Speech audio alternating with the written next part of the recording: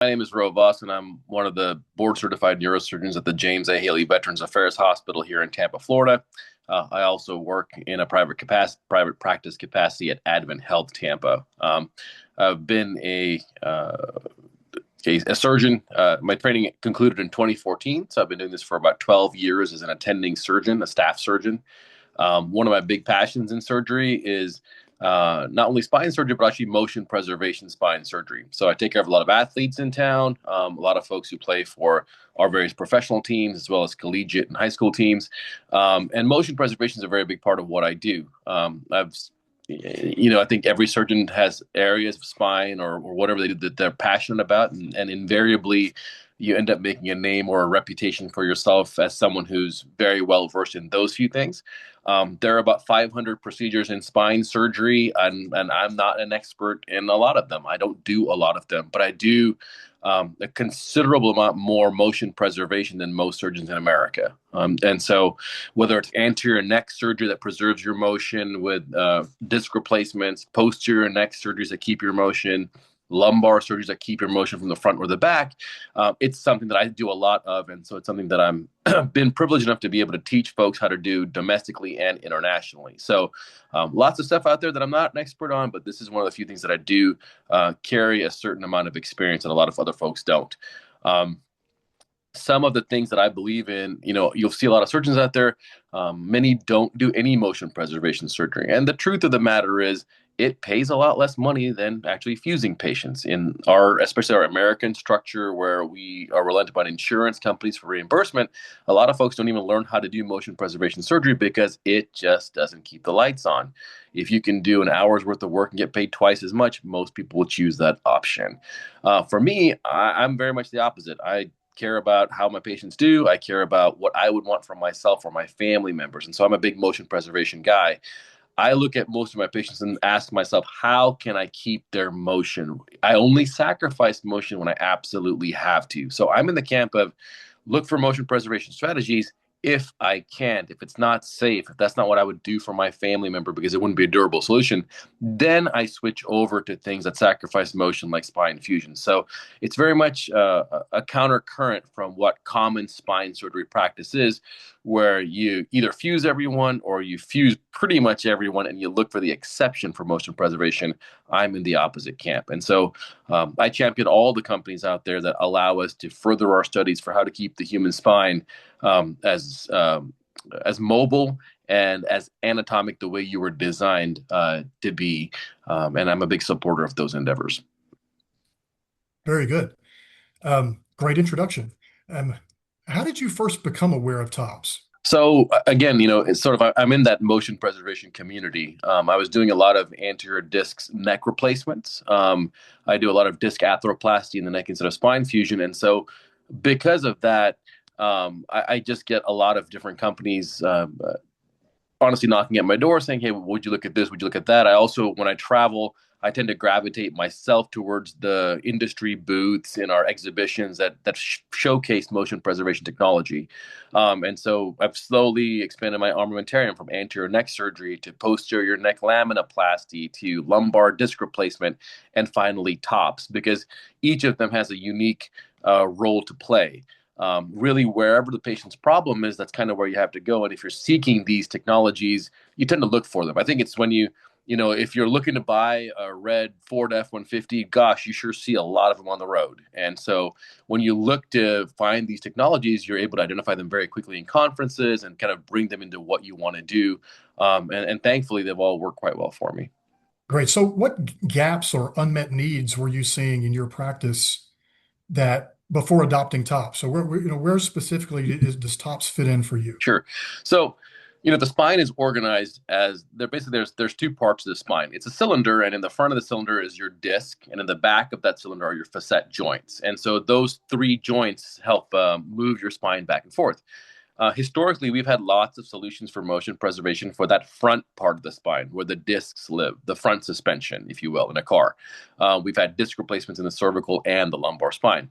What we haven't had is situations where the back suspension is damaged. And if the back suspension was damaged historically, we would just go ahead and fuse the spine. And we actually encounter a lot of patients who have posterior joints or that back suspension that's damaged. And in those cases, that's where TOPS comes in. So when I see a patient with a very healthy front suspension, but the back suspension is damaged, and everybody else says, hey, fuse them, I look and go, can I just replace the back suspension with newer components that allow us to preserve that motion? And so not every patient needs a TOPS. I would say, I did a TOPS today.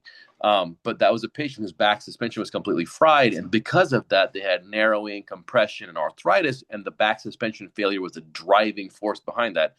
That's a situation where in my residency training, we would have fused that patient. But now with TOPS available, I'm able to say, you know what, let me remove the back suspension, let me replace it.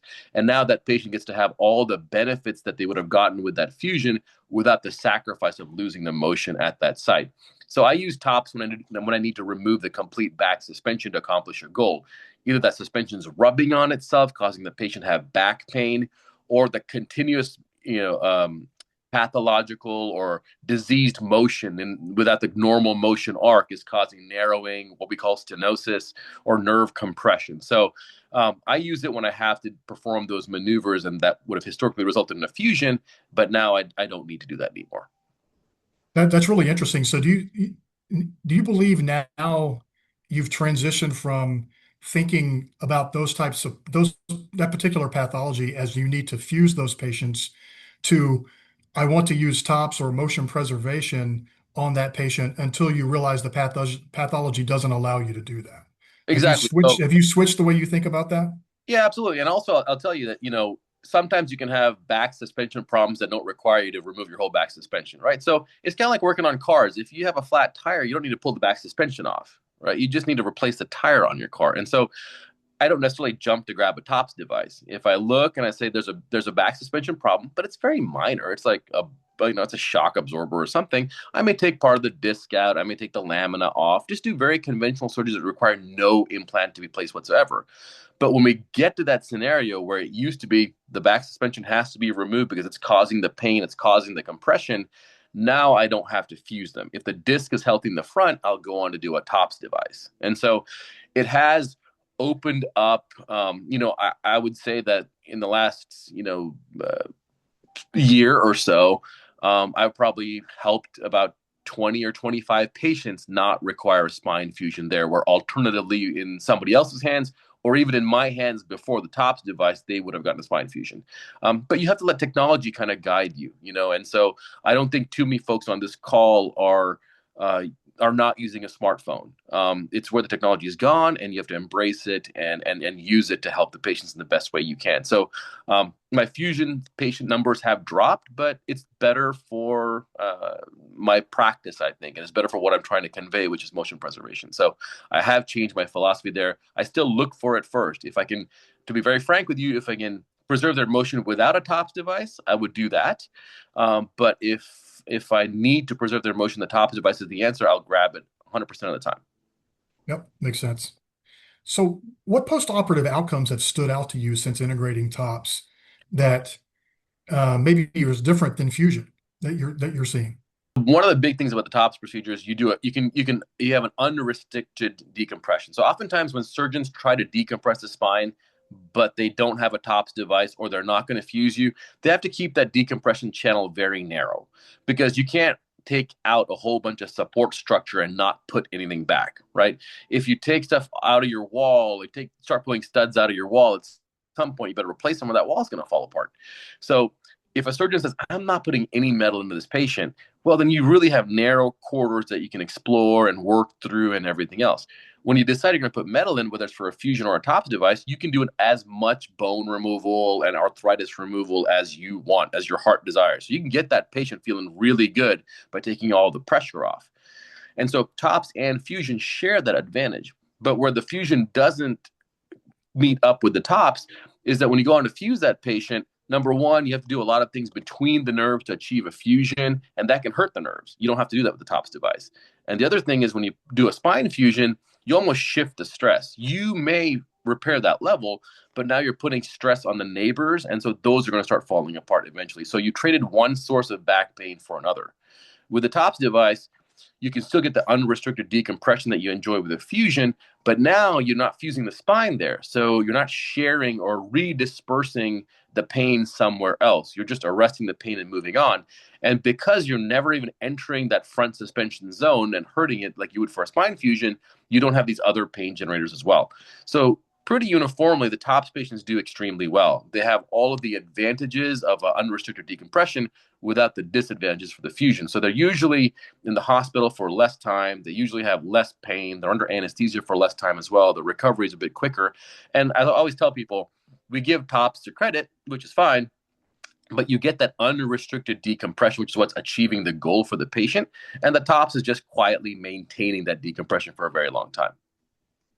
I really love that last statement. That's what we tell people a lot when we talk to patients and we talk to new surgeons considering TOPS, is that really wide decompression, really removing as much of the posterior pain generators as you can. Obviously, it destabilizes, so you need to Yep. stabilize that, but it really relieves the pain. The patients feel great because of that, and then providing mobility and function, obviously with TOPS, it even makes it better. So Right. I love that last statement. Um, I'll tell you what, that was a really good start. Why don't we shift into Q&A? Well, this is a question. So does the VA fully cover the TOPS device in procedure? Yes. So, and again, there are certain VAs where surgeons are doing this quite often. I believe right now there are 4 or 5 VAs that have Yeah, regular TOPS surgeons who operate with enough frequency to have very, very good outcomes. And yes, the VA does cover that procedure. got it. There's a question here to please define TOPS. They're not familiar with the acronym.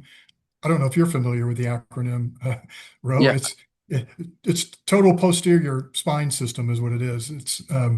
But TOPS was a quick acronym, makes it a little catchy for what it is. But Sure. that should You explain that. in my mind, the TOPS is a facet joint replacement system. It's a Yeah. facet arthroplasty. And so what that means is you're allowed to completely take out those joints in the back that are very notorious pain generator. I have a whole presentation on that. I'm happy to give that to some folks at any other point.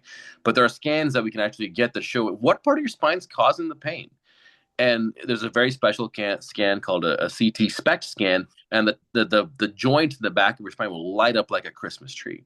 And when they do, that's what's causing the rubbing in your back. You may feel clicks and pops in your back. You may feel that when you extend your back, you feel this sharp pain.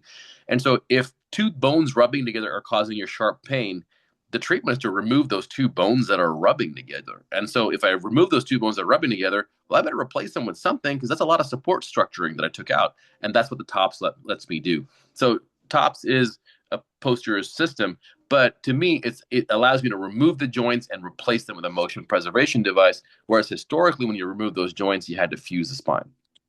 Great.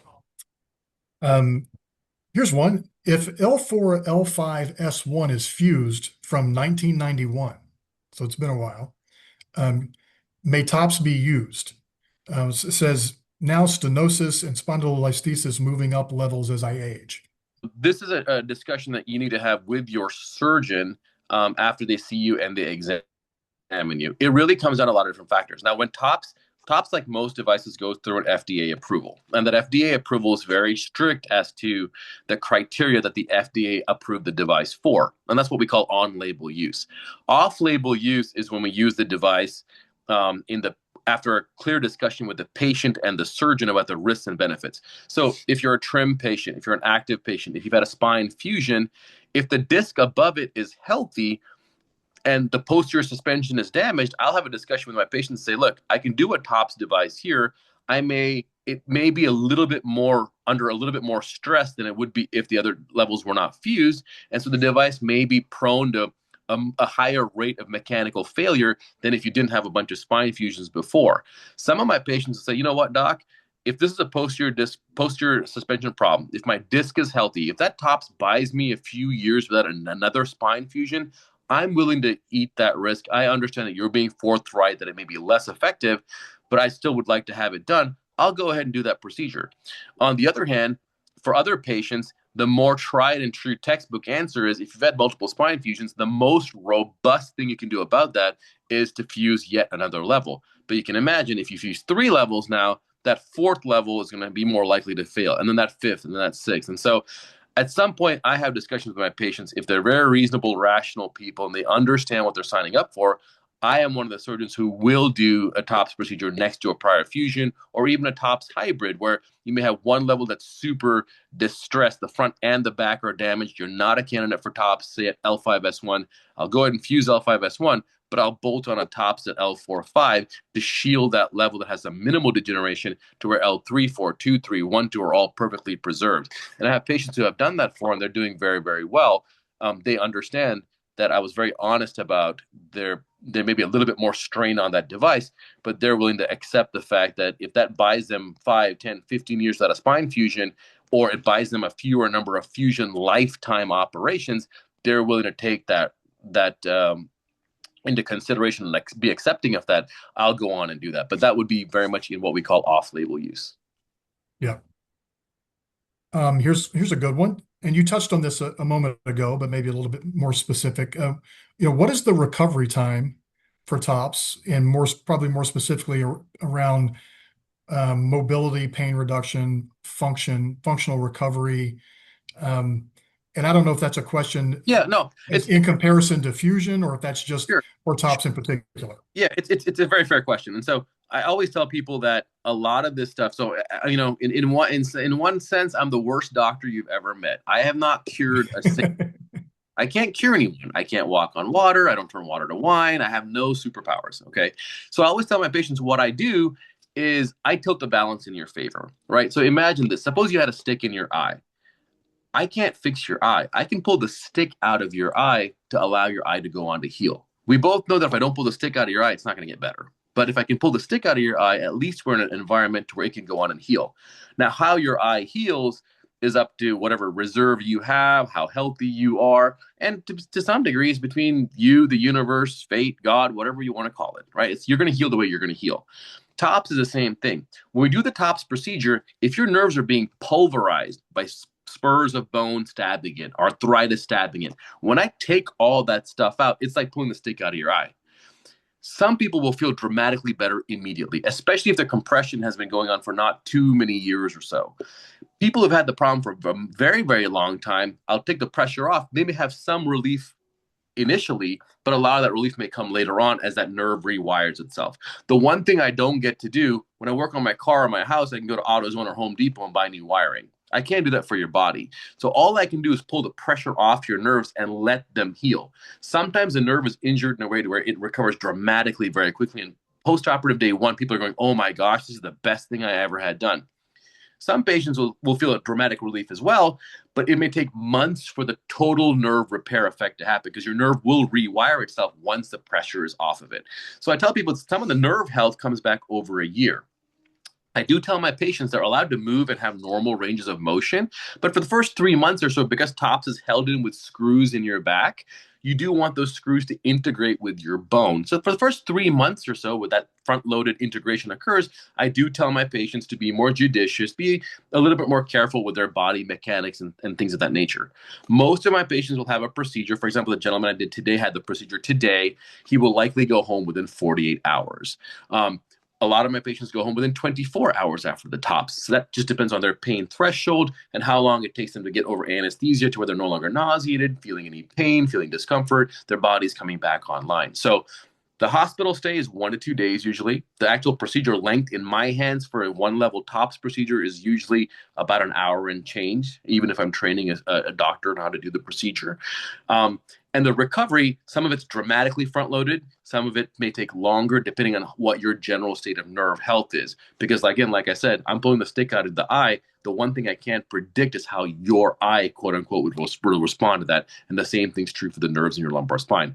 I will say I have not had a single TOPS patient who have seen in post-operative follow-up who was not pleased with that procedure. It is a very uniformly satisfying thing because the majority of the time when I choose TOPS, it's because the compression is so severe that I have to remove that whole back suspension. And when you do that much of a unburdening, people are almost uniformly going to feel better. The folks who I think won't feel as good as quickly, either they've had long-term compression or someone may have done a TOPS device for less compression than we commonly use the TOPS device for, if that makes sense. Absolutely. Here's a good one for you. Um, Not that the other ones weren't good. I didn't mean to No, imply, but we're all good. so okay. 78-year-old with a grade 1 degenerative spondylolisthesis at L4, L5, with severe spinal and foraminal stenosis and nerve root impingement, moderate foraminal lateral recess stenosis at 3-4, and moderate to severe bilateral foraminal stenosis at from L5S1. Also have bulging disc L. So the specific question is L3 to L5 a potential candidate for TOPS? So again, so one of the big things on these things is, your MRI scans can have. So this is a patient that I certainly would not go into it going, no, that guy can't get a TOPS. He's got way too much going on. I would not go into it with that. So two caveats. Number one, whenever the MRIs read as whatever they read, okay, it's important to see your doctor and have your doctor examine you. So I see every one of my patients. I do my physical exam myself, and I go through their pictures with them after I've done their physical exam to say, here's what I found on your exam. Here's what I find on your pictures. Here's what correlates, and here's why I think this is your pain driver. Okay. If your surgeon does not do that, you probably shouldn't have surgery with that person. Okay. Because we all have some element of diffuse arthritis, right? Everyone's back has some disease here and there sprinkled in. What you're trying to figure out is what disease is concordant to your problem. So if your doctor sees you and examines you and goes, you got some stuff at L3-4, but you know what? It's actually clinically silent. You don't need anything done for that. You got some stuff at L5S1, and that just needs a little bit of a decompression where we clean out some stuff. You don't need anything for that either.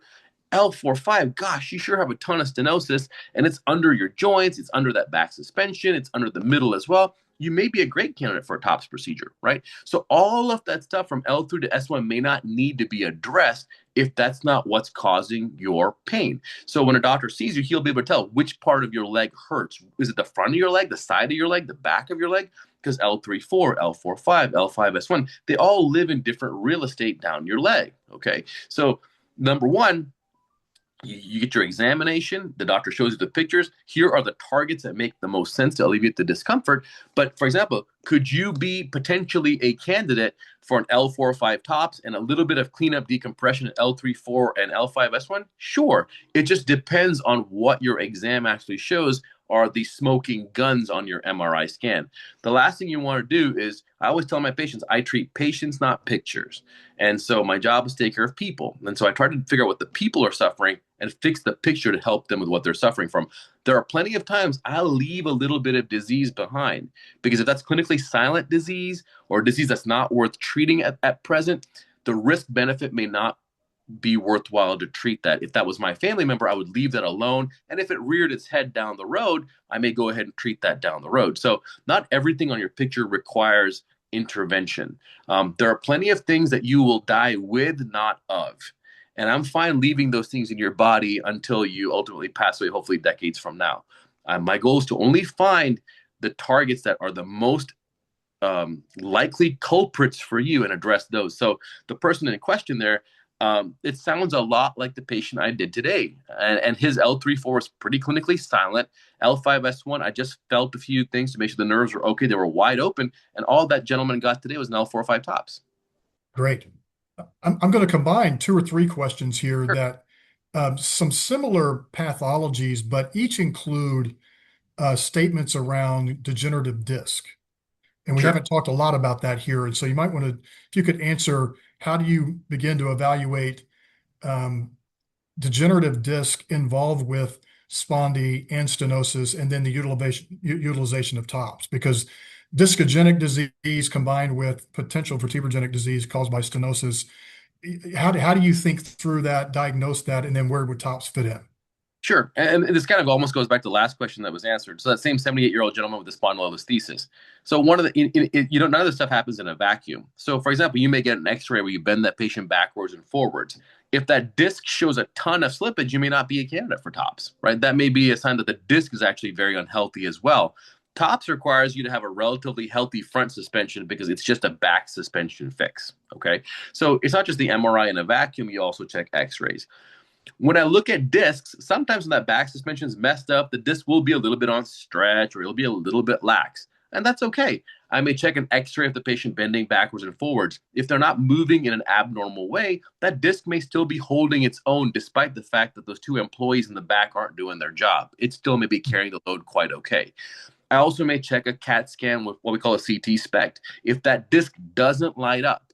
So a little bit of a stretched disc that isn't lighting up is still pretty tall overall, looks gray-white on MRI, and the rest of the discs around it are all quite healthy. That tells me that patient may be able to handle a TOPS okay. It's not discogenic-driven disease. The disc is just suffering a little bit because of the slippage coming from the back and the posterior insufficiency from the facet joints in the back of the spine. The front suspension is overall healthy. It's just going through more stress because the back suspension is not doing anything, right? On the flip side, I may see another patient where I take a CAT scan. Oh my gosh, the whole disc is just nothing but air. The disc is gone. It's dried up. It's not participating. Oh, I check the SPECT CT scan. Oh my gosh, that disc is lighting up because of all the inflammation at that site. Or I may bend the patient backward and forward with an x-ray. And oh my gosh, they're slipping so much that disc is clearly under distress. That patient probably doesn't need a TOPS procedure. That patient may need a disc replacement, or they may need a spine fusion depending on what the sum total of the behavior of that joint or that segment of their spine is and what that patient is experiencing. Yep. I always tell my students that I teach, the actual surgeries are not that challenging. They're really not. You do them often enough, it becomes simple. I mean, it's going to sound silly to a lot of folks, but almost home repair. If you changed a fan if you changed the ceiling fan in every room in your house, like that one behind me there, you get pretty good at changing ceiling fans. Okay, what you need to figure out is when to change the ceiling fan, or maybe something else is wrong. And so the choice between discogenic disease, disc replacement, do you need a TOPS? Do you need a 360 total joint replacement? Do you need a spine fusion? The decision making is the hard part. And that's why you spend a lot of time with the patient, a lot of time with the pictures, a lot of time with the patient and the pictures in the same room, and then you make the decision because actually, cooking the omelet here is not the hard part. We've run out of time. This has been great. And we've had a lot of attendees with a lot of questions. I got one. We'll end with one final question here, because this question's been standing out to me. So, will I be able to run after a TOPS operation? I'm 73 years old and I've been trail running for 45 years. The answer to that is absolutely.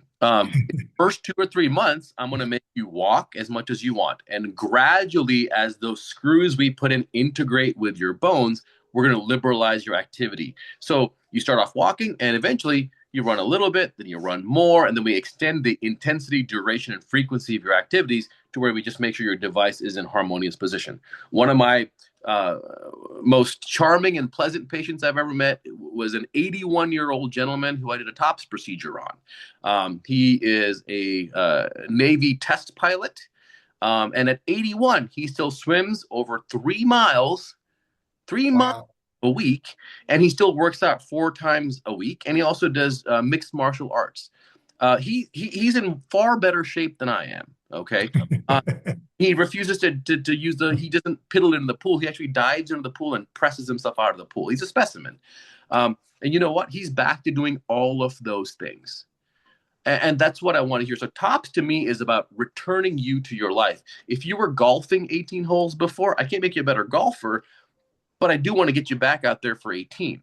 And so these procedures are all about not only motion preservation, but returning you back to the lifestyle and the things that you enjoy most in life. You shouldn't be sentenced to be a prisoner in your body. So I'm a big believer in doing the things that let you go back to whatever you enjoy doing. Those are things that'll keep you very naturally active anyway, keep you healthy for a long time. It's much more fun to do those things like trail running, personally for me, than sort of, being on an elliptical or something else if that's not your thing. So Yeah. the last thing I'll conclude with, I'll let Jeff take the meeting where he wants. I'm happy to stay and answer more questions for you folks, whatever you like. But just make sure that the surgeons that you're working with do some motion preservation surgeries. They're very comfortable with that. They have bought into the philosophy of that. And that's the best way to make sure that they're going to be very broad-minded. The surgeon that can only fuse will only fuse. The surgeon who can do motion preservation, no equipment sometimes, or motion preservation with implants or spine fusions, that patient is going to have a much more open-minded approach to your care and will be probably more likely to key in on what your problems actually are and help you with something that's going to be a durable solution that you're happy with. Yeah. Great. Dr. Vasan, thank you. once again, you did a great job, very informative, very educational. Really appreciate you taking the time to do this. I know you're really busy with your practice and you're busy with your family. And so thank you for taking the time to do this. We really appreciate it. Attendees, thank you for attending. If you are looking for a particular surgeon in your market across the country, if you're not in the Florida market or in the Tampa market close to Dr. Vasan, we can help you with that. We can help you find a surgeon that has been trained on TOPS and that can see you sometime soon. So, Awesome. well, thank you very much once again. I really appreciate it, and everyone have a great evening.